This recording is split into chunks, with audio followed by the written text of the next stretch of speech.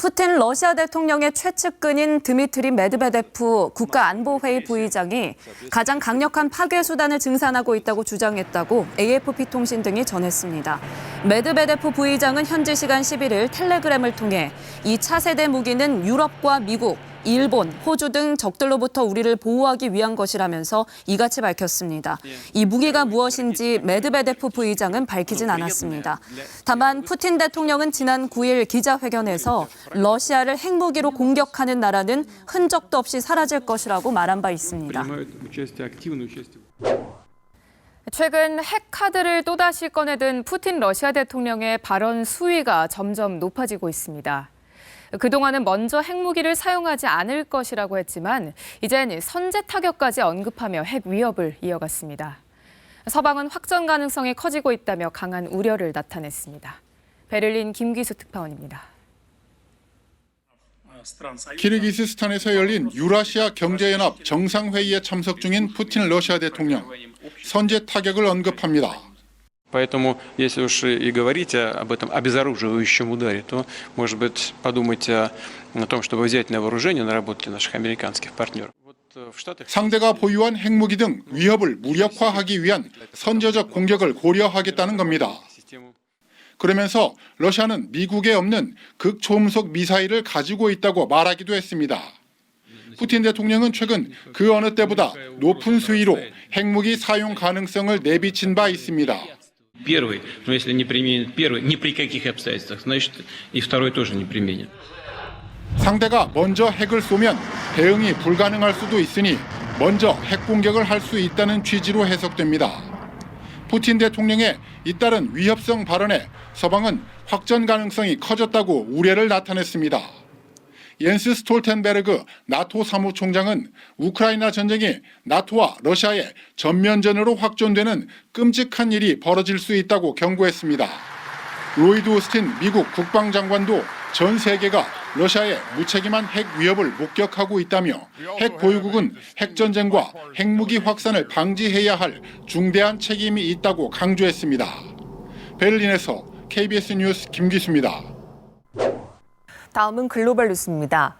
푸틴 러시아 대통령이 우크라이나 기반 시설 공격을 계속하겠다는 뜻을 분명히 했습니다. 우크라이나가 먼저 기반 시설을 공격했고 그에 상응한 보복이라는 건데요. 전쟁 확대 위기감이 수그러들지 않고 있습니다. 송명희 기자입니다.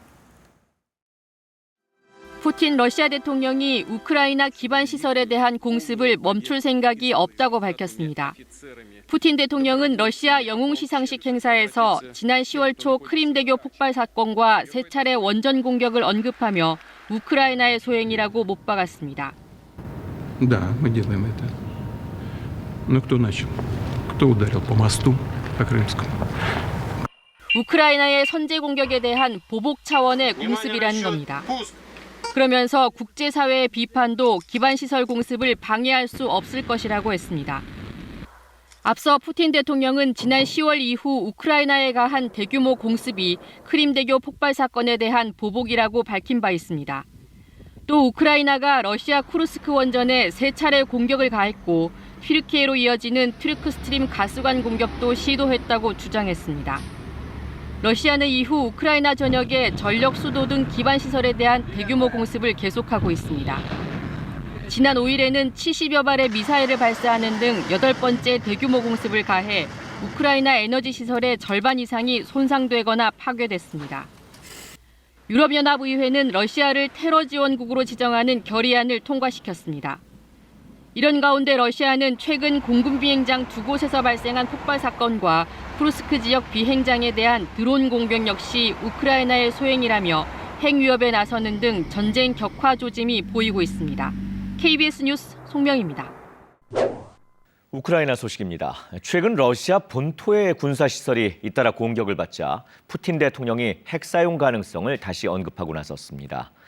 미국은 제공한 무기를 어떻게 사용할 것인지는 우크라이나의 선택이라고 밝히면서도 확전에 대해서는 우려를 나타냈습니다. 워싱턴 이정민 특파원입니다. 우크라이나 전쟁을 이어가고 있는 러시아의 푸틴 대통령이 핵무기 사용 가능성을 다시 꺼내들었습니다. 핵전쟁 위험이 고조되고 있다면서 핵무기를 방어 수단이자 잠재적 반격 수단으로 생각하고 있다고 밝혔습니다.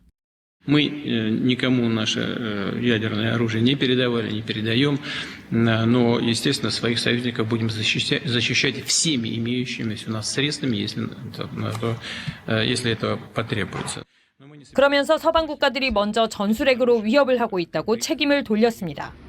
푸틴 대통령의 언급은 최근 러시아 본토 군사시설이 잇단 드론 공격을 받은 데 따른 겁니다. 이틀 동안 러시아 쿠르스크의 군사비행장, 라잔과 사라토프 비행장 등의 공격용 드론이 잇따라 날아들었는데 러시아는 우크라이나의 본토 공격으로 단정하고 있습니다. 우크라이나는 이에 대해 시인도 부인도 하지 않고 있습니다. 미국은 전쟁 확대에 대한 우려를 표하며 우크라이나에 준 무기들도 방어용 무기고 우크라이나의 러시아 본토를 공격하라고 부추긴 적도 없다고 설명했습니다. 이런 우려를 우크라이나에도 분명히 전했다며 핵 사용을 언급한 러시아의 태도는 무책임하다고 비판했습니다. We think any other rhetoric, whether it is nuclear saber rattling or even raising the specter of the use of tactical nuclear weapons, it's something that is irresponsible, it is dangerous. 그러면서도 미국은 우크라이나에 제공된 무기가 어떻게 쓰일지는 우크라이나가 결정할 문제라면서 책임에 선을 그었습니다. 워싱턴에서 KBS 뉴스 이정민입니다.